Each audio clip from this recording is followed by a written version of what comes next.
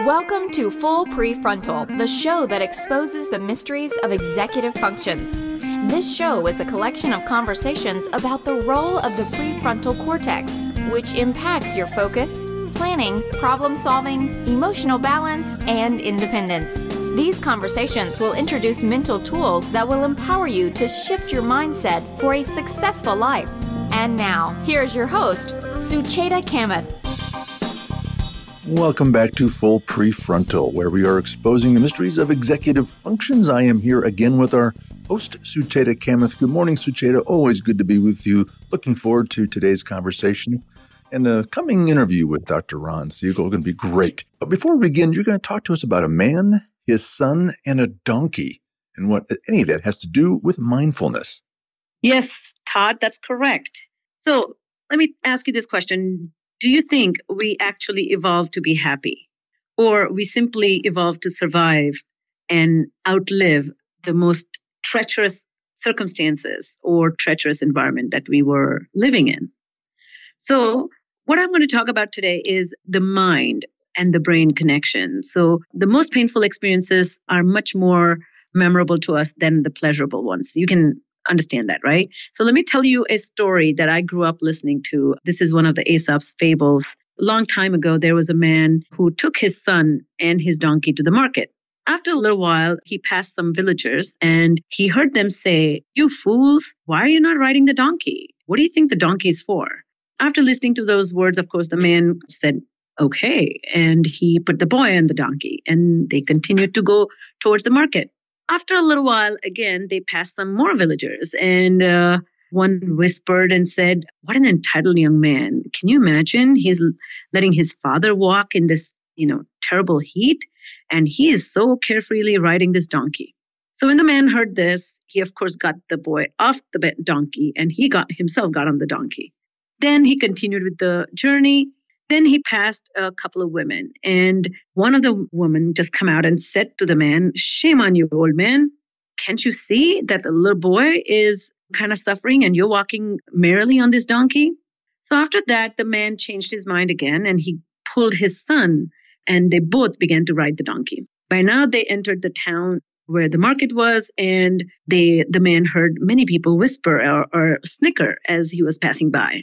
And one of them come out and said, "Hey, aren't you ashamed of yourself?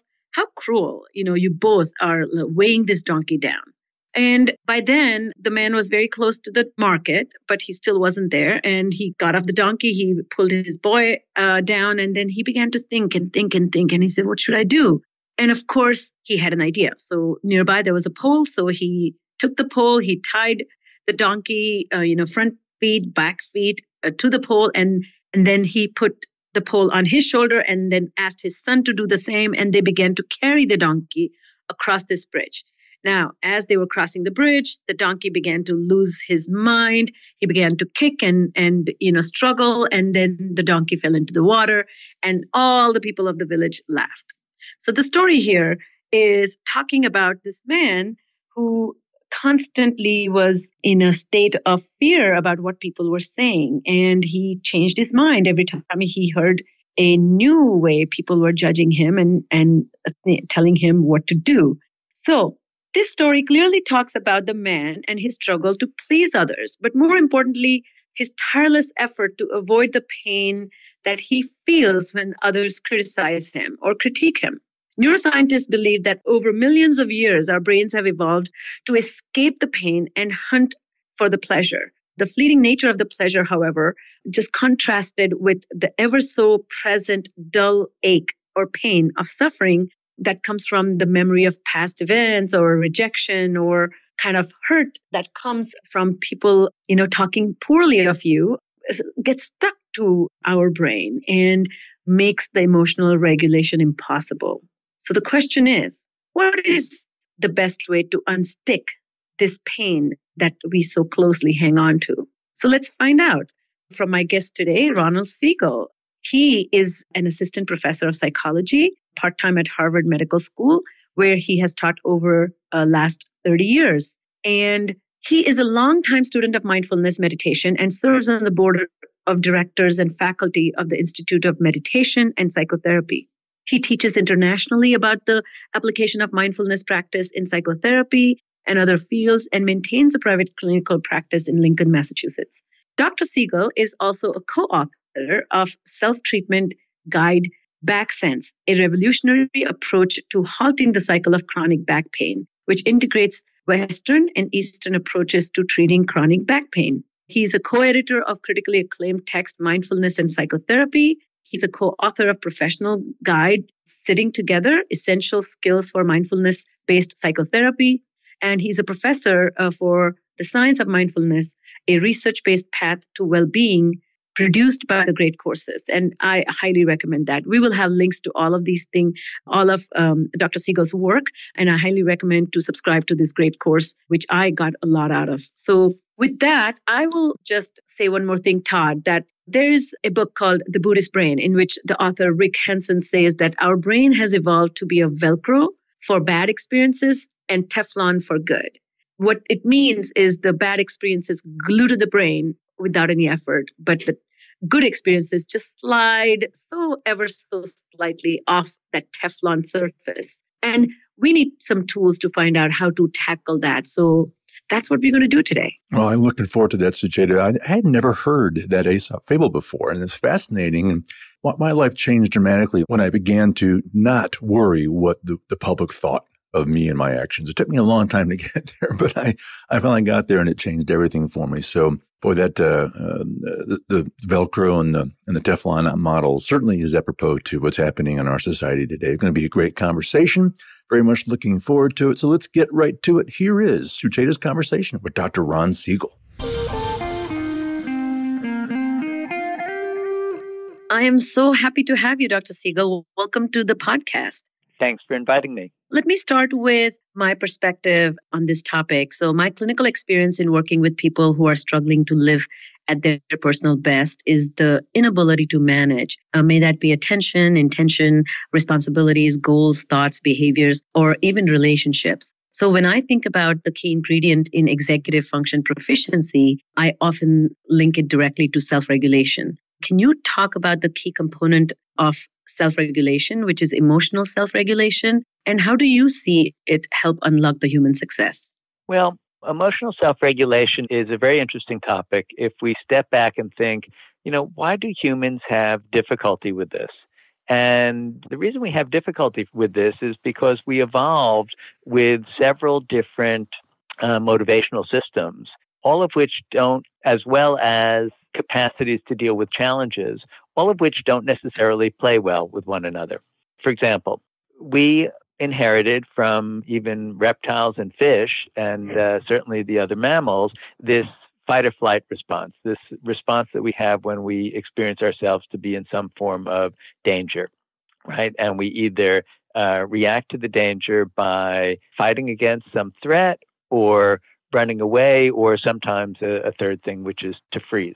Now, this capacity, while it has saved, so many of our ancestors from so many difficulties over the years, clearly has also the capacity to get in the way of us stopping, thinking clearly, evaluating options, and making rational decisions. In fact, with kids, for example, I worked for many years in a clinic. I was chief psychologist, and we had a lot of kids who had a lot of emotional dysregulation problems.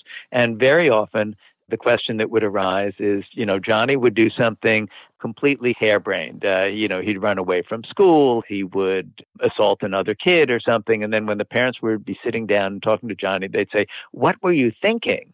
And the answer was, he wasn't thinking at all. Johnny was simply reacting out of the parts of his brain that had evolved to deal with a feeling of feeling under threat in some way or another.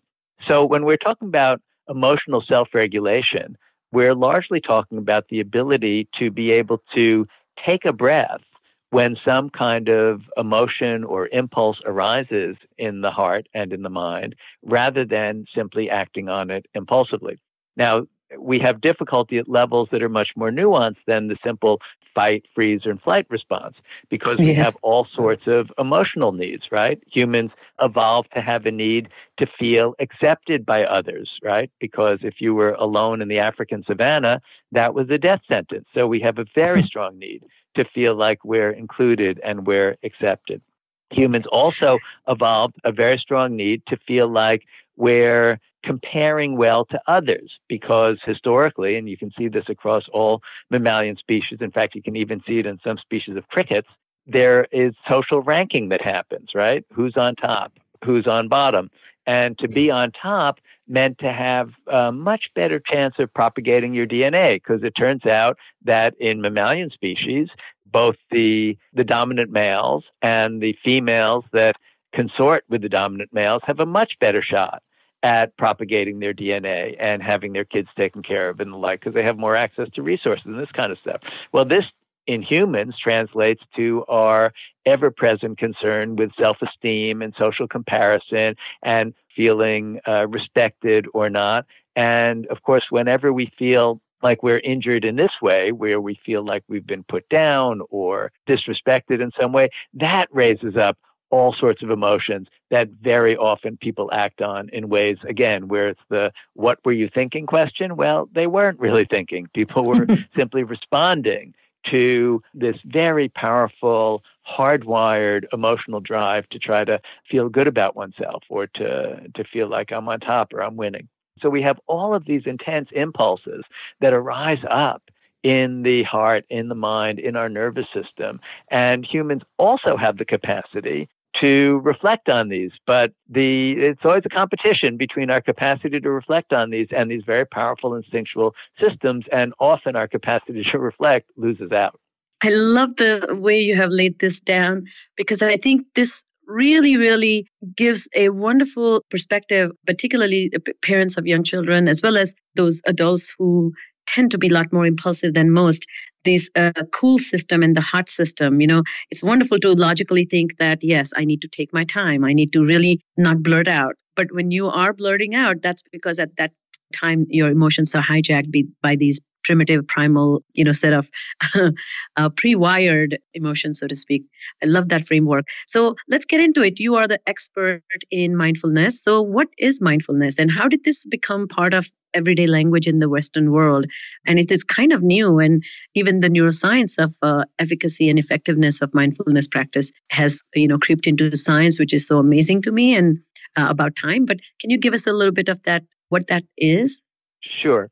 So mindfulness is a attitude toward experience. In other words, it's a way in which we can train the heart and the mind to relate to whatever arises in our awareness. And it's an attitude of being aware of what's happening in the moment, non-judgmentally, and being able to accept what's happening in the moment. So we might call it awareness of present experience with acceptance. And it turns out that virtually all of the world's cultures have evolved some form of mindfulness practice, some way in which they have some kind of training in order to help people to be able to have this present-centered awareness. And we might think, well, why did that have to evolve?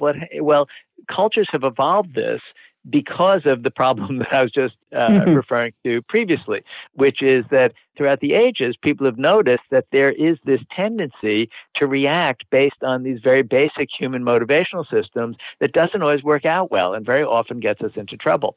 Now, there's an interesting relationship here between mindfulness and thinking, because our capacity for thinking actually is central to emotion regulation, to be able to consider, is this a good idea or is this not a good idea?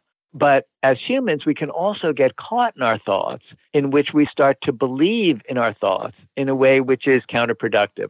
We see this most clearly, for example, when we're stuck in a set of thoughts that are very prejudiced or bigoted, for example. People can be thinking a lot and thinking, oh, that other group, they're horrible. They're so inferior to us. We need to control and dominate them, that kind of thing. And there's somebody who's, that's an example of being very caught in thought, or thinking, I've got to get her or him to love me when somebody's involved in some romantic challenge. And that's the most important thing. And I can't live, I can't breathe unless I can get them to love me. So we can get very caught in our thoughts, including a lot in our egotistical thoughts about self-esteem, about needing stuff, about wanting to win, about wanting to be the best, about wanting to have things that others don't have. And virtually all of the world's cultures have noticed that we go overboard in this, and it causes a great deal of suffering. So they've evolved mechanisms to help us to step out of the thought stream and to just come back to feeling what's happening in the present moment. And this becomes very important because if we talk about the sources of emotional dysregulation, very often when somebody does something foolish because they're overwhelmed by an emotion or an impulse, there's some feeling state that they feel they can't tolerate. I can't bear this feeling of humiliation. That's why I'm assaulting you in the playground incident. In fact, I came across a study recently. It was done in Britain. And the question was, what exactly is going on interpersonally immediately before kids start hitting each other on the playground in school? And it turned out that the most common conflict was some argument over who was right. And, we can see this if you're involved in couples relationships, business partnerships. Exactly. There's arguments over who was right? That's what happens before people come to blows. But if we step back and reflect on that, we think this is purely symbolic. It's about, who's better, who's smarter. It's this kind of symbolic stuff that gets us so activated. So mindfulness practice has really evolved to help us to be able to bear the feeling of disappointment, perhaps, or bear the feeling of hungering for something and not having it, or bear the feeling of wishing that something would be different and not feel compelled to act on it. And the practices are actually quite simple. What they all involve is finding some way to step out of our normal stream of thought and simply come back into what's happening in the body here and now. So, classic mindfulness practices will involve something like following the sensations of the breath, and every time that the mind wanders from the sensation of the breath, bringing it back to that sensation. You think, well, what's trained in that? I mean, that seems like a pretty silly thing to do. Well, several important things are trained in that very simple exercise. For one thing, we start to actually feel in a moment-to-moment way what's happening on a sensory level in the body. So we notice when there's discomfort arising, for example, when there's sensations of heat or cold, or the breath is quicker, or the breath is slower, or I feel the sensations of contact with the chair and the floor. We tune into the sensory level. And that becomes particularly useful and important in terms of emotion regulation, because all emotions actually exist first and foremost as bodily sensations. If I ask you, such a powerful observation. Such a wonderful comment. Can you tell us a little bit more about that? Sure. Well, let me ask you or our listeners just at this very moment to say, for example, generate a little bit of sadness. I mean, most of us can do that. Think of something sad or bring up an image. And then close your eyes for a moment and notice where in the body do you actually feel the sadness? And would you like to share where do you feel it? Where do you notice it in your feel body? in my chest. For in me. Your chest. Yes. And that's very, very common. And sometimes people will say their neck, sometimes their eyes, sometimes their belly. I usually feel it in my chest as well. And the critical thing isn't exactly where we feel it, but to notice that it's actually a bodily sensation, isn't it? It's so powerful. Yes. Or we could do this with fear, let's say, to generate a moment's fear or anxiety. And this also is, pretty easy for most of us to do. Think of something that makes us nervous or worries us. And then close your eyes and notice where in the body is that experienced. And we notice that too is a bodily experience. Sometimes the chest, sometimes people say the back of the neck. We can do it with anger. Think of something that you find to be annoying. Nowadays, if you're listening to this in the United States, just think of the other political party, whoever that is for you. Yes. Get a little anger going, right? And, where do you feel that? And there again, sometimes it's the shoulder, sometimes it's the chest, sometimes it's the belly. Your but the temple, I'm sorry? Yes. No, or your forehead, and you start, Or your forehead sometimes, right? Exactly. Yeah. So the important point here is that all of these are somatic experiences, right? And I won't ask you about lust. We all know where we feel that. But all of these powerful emotions are somatic experiences. So if what we're doing in mindfulness practice is attuning to our somatic experiences by spending more time just being with the breath or being with other bodily sensations and noticing what's happening in the body moment by moment. We get better at reading our emotions. And the other thing we do in mindfulness practice, which is very important, is when discomfort arises. Let's say you're sitting for a while and you're following your breath and you get an ache or an itch. Instead of immediately, as we normally would, scratching the itch or changing our posture to resolve the ache, what we do is we simply stay with the experience. We simply bring our attention to the discomfort and notice how the discomfort evolves over time. It gets more intense, less intense, it shifts its focus. And when we do that, and we start to notice that, hey, we can actually simply ride out and tolerate and feel discomfort without having to act on it to get rid of it, well, that skill is going to become enormously important for emotion regulation, because what's going to happen then is in the rest of our lives, when a wave of sadness comes up or a wave of fear comes up or a wave of anger comes up, rather than doing something to fix it, which we so often feel compelled to do, we have another option.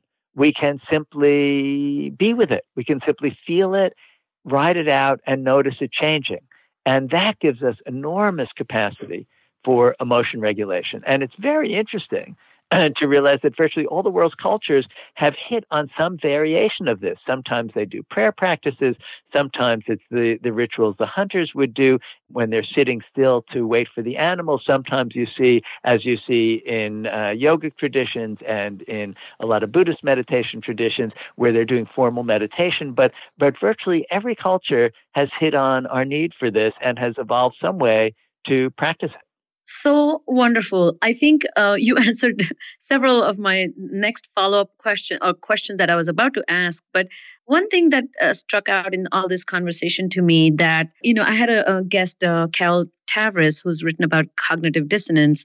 And she had mentioned this idea when we discover this contradiction between our own belief about ourselves and something we have done that completely violates our own sense of self, then it creates a deep discomfort. And one of the solutions, she said, we need to really learn to sit with the hot potato. Like the minute somebody puts a hot potato, the temptation is just toss it. And so you're also talking about this, sit with it and really bear the pain. So it's an endurance exercise if you look at it.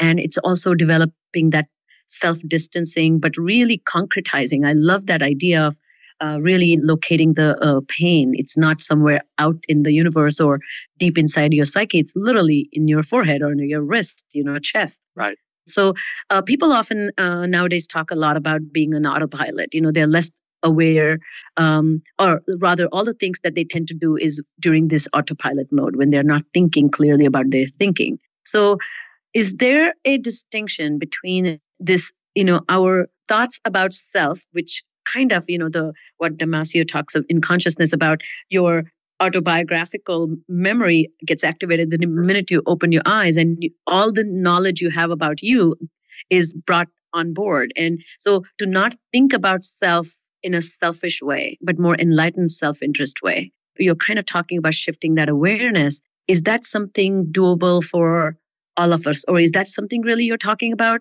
How do we become less selfish while we are pursuing goals that matter to us? How do we become less self-indulgent when we are really trying to make a point to show, I know the answer to it? How do you recommend we think about this mindfulness concept when we are with people? Well, very interestingly, one of the things that one of the benefits of mindfulness practices is we get to see very clearly how the mind creates suffering for itself. For so many people, particularly if you're living in a first world environment where there really is enough to eat, there's perhaps even, some access to medical care, we have shelter, and yet we're struggling, we're feeling dissatisfied, we're having difficulty. And, much of this is because actually our basic needs are taken care of, but the mind is creating suffering for itself in some way. And one of the things we start to see when we start to watch the mind more carefully in mindfulness practices is that very often the way in which we're creating suffering for ourselves is feeling that we need to have what we want when we want it.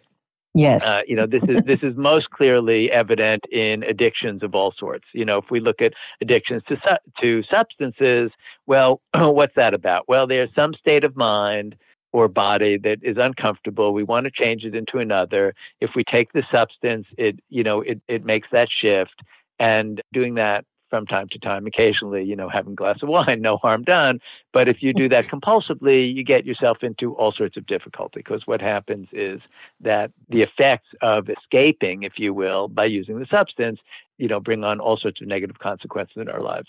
But this happens in other things too. It happens in going to the fridge for the piece of chocolate cake, in the moment when we're feeling a little bit bored or a little bit uncomfortable in some way. And, there's so many of our activities that we do take the form of addictions this way. It's like having some immediate need addressed here and now, but where it doesn't have a great long-term consequence. The kid who gets up from his math homework after one problem is addicted, if you will, to the feeling, to the relief from the frustration of the math problem being hard. So there are so many things that operate this way.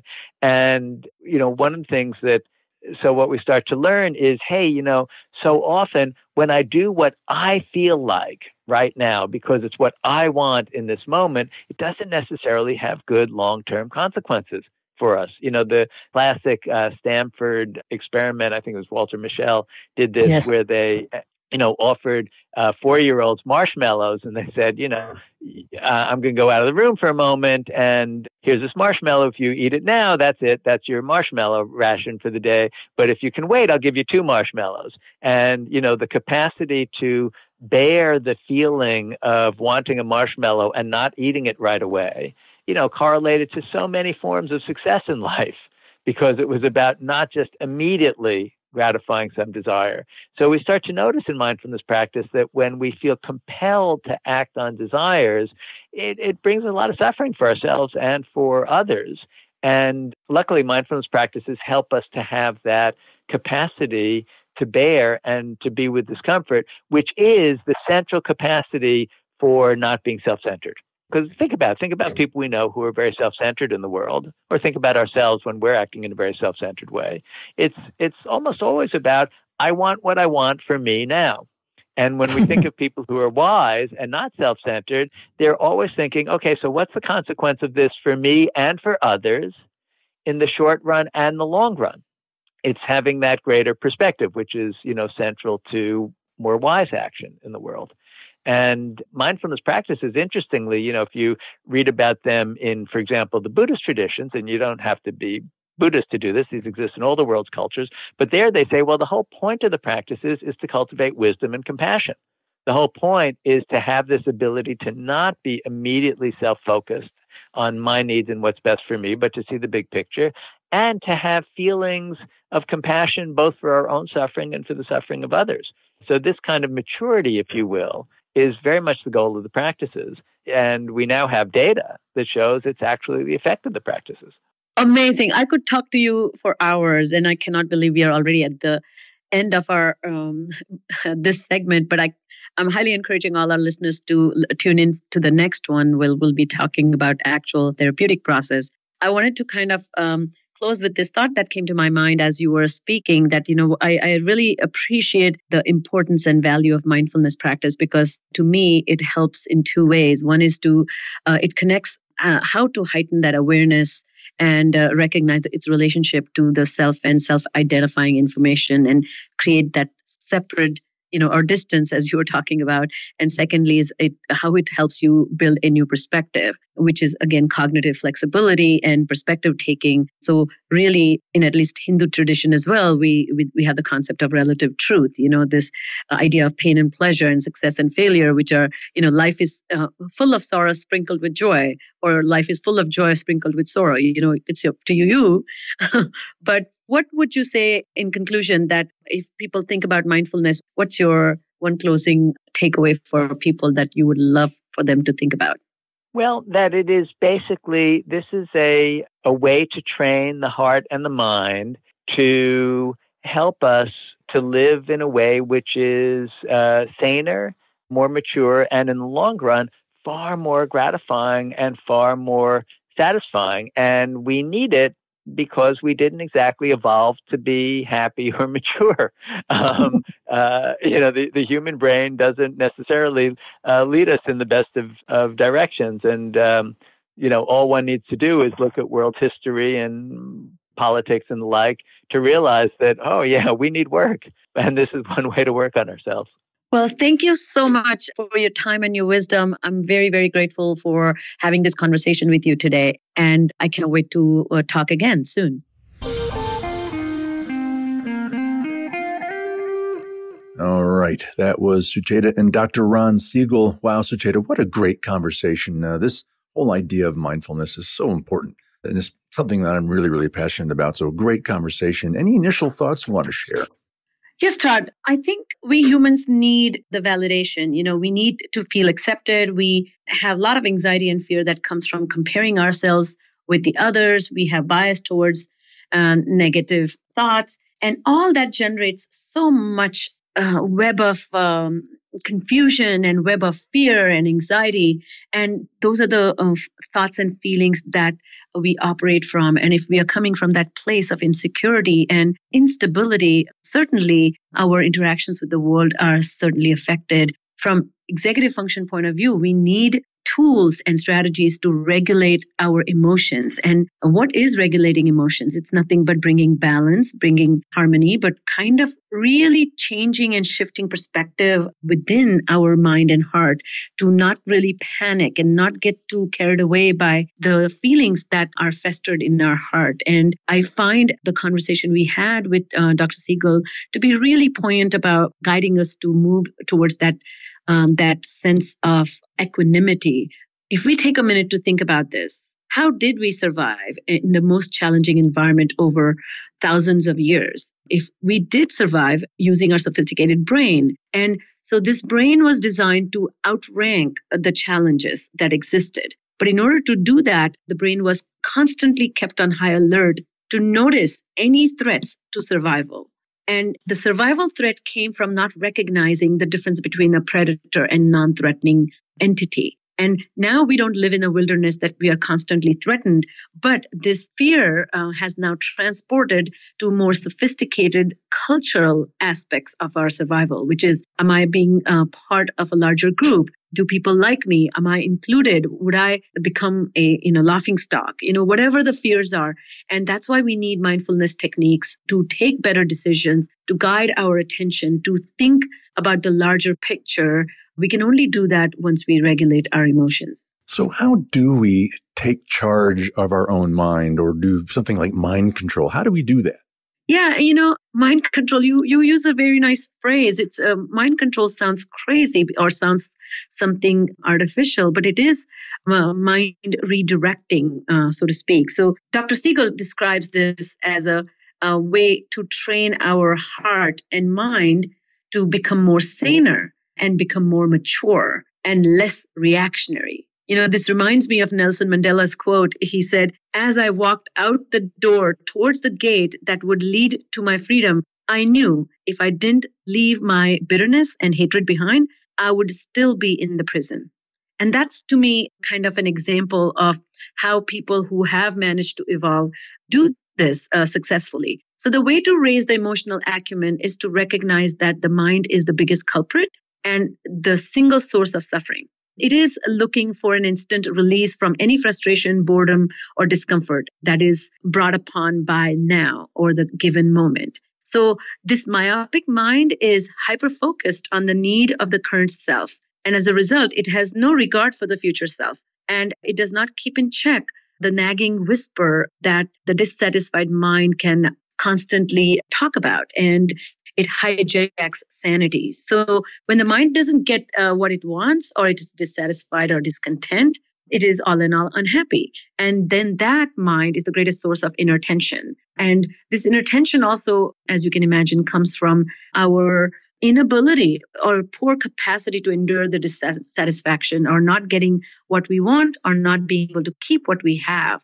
And if we flip it on its head, that's what emotional regulation or mind control looks like, which is to really sit with this tension or greatest dissatisfaction without feeling dissatisfied, but kind of calmly tolerating the dissatisfaction.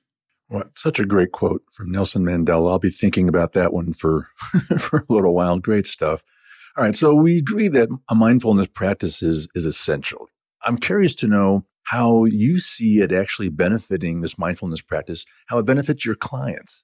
That's a very good question, Todd. So my third takeaway from this conversation was that mindfulness is nothing but deliberately getting rid of the self-focus and building broader perspective and connect the now to the future as best as we can. And this is a very important need of my clients. Many of my clients who suffer from attention deficit or those who really struggle with poor decision making, they kind of find it extremely difficult to stay organized and committed to the structure that they have been taught or they have been encouraged to impose. They resist it because mind keeps whispering these words that, this is boring or this is not going to work. So I find that bringing attention to the importance of the tales mind tells my clients becomes an integral part of my work with them.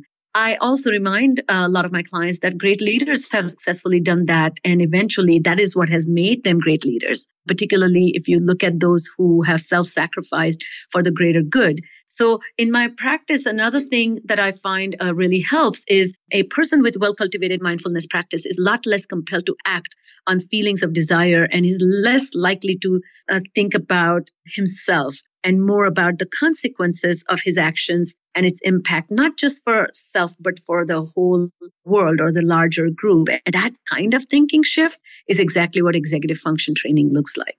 All right. So, Cheta, before we close, any final thoughts? Absolutely. So, Todd, an integral part of executive function mastery is to better emotional regulation. And for that, we need to spend time to understand ourselves, our mind, our emotions, and its connection to the behaviors and actions we take. The mind that is inherently wired to avoid challenges or to protect ourselves from the pain of negative experiences conveniently overlooks the good that happens around us. So one can mindfully bring attention back to the collective bundle of life experiences to help shift the heightened focus on the negative. So rather than reacting, one can cultivate the mind that begins to observe our own reactions. And in many Eastern practices, this is called witnessing. In Hindu spirituality, it's called sthita prajna. So let's take advantage of the neuroplasticity principle from witnessing standpoint. So the neuroplasticity principle says neurons that fire together wire together. So we need mindfulness tools to prompt our neurons to fire for simple victories, tiny positive instances, and the neural experiences that are sprinkled in between challenges in our lives so that they can create a permanent imprint in the neural structure for positivity. And that's how we can successfully change the way we think and change the way we feel. Great stuff. And again, such a great conversation between you and Dr. Ron Siegel. And I'm very much looking forward to next week's conversation with Dr. Siegel. All right. Well, that's all the time we have for today. On behalf of our host, Sucheta Kamath, and all of us at Cerebral Matters, thank you for tuning in and listening. And we look forward to seeing you again next week on Full PreFrontal. Thank you for listening to Full PreFrontal, exposing the mysteries of executive functions. To contact our host, Sucheta Kamath, and learn more about her work on improving executive functions, visit her website at cerebralmatters.com. That's cerebralmatters.com. Tune in next week for the next informative episode of Full PreFrontal.